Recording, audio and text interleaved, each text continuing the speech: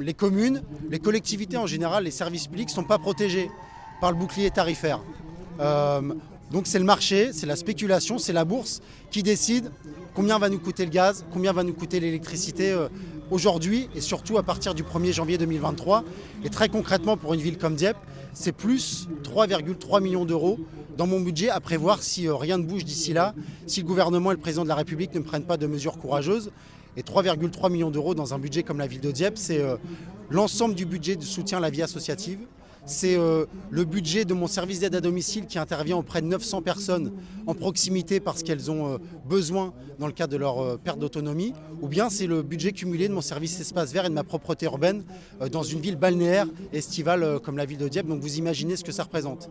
Et surtout, il ne faut pas faire croire aux gens que baisser d'1 degré la température dans les bâtiments publics ou baisser d'1 degré la température de la piscine, ça va suffire à boucler les budgets. Là, on est dans des ordres de grandeur qui appellent des réponses courageuses et solidaires du plus haut niveau de la nation, mais en plus il n'y a rien à inventer. On a eu par le passé des tarifs réglementés, on a eu un grand service public de l'énergie qui empêchait les grandes entreprises de remplir les coffres forts et les poches des actionnaires avec l'argent de nos factures.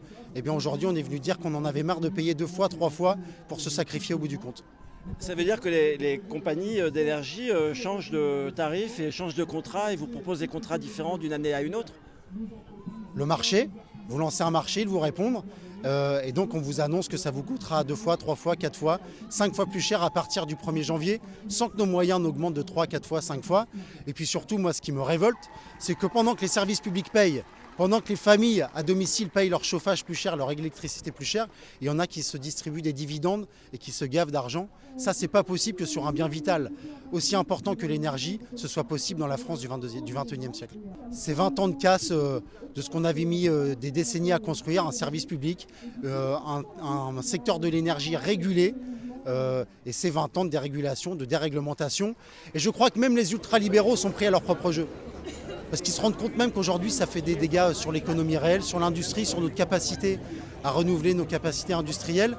Et donc, comme ils ont du mal à réfléchir, à aller vite, nous, on est venu leur donner des solutions.